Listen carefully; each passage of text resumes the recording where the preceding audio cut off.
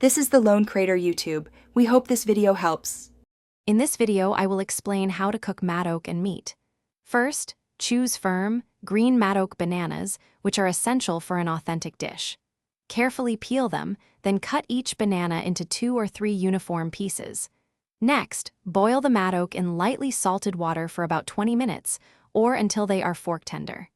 This initial step ensures your matoke has the perfect base texture. Now, let's prepare the meat. Opt for a flavorful cut such as beef chuck or stewing beef, which will become wonderfully tender. Cut the meat into uniform 1-inch cubes to ensure even cooking.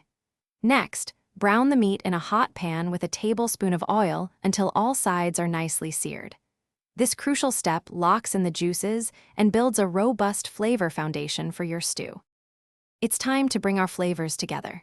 In a large pot, sauté 1 chopped onion, 2 cloves of minced garlic, and a teaspoon of grated ginger until they are fragrant.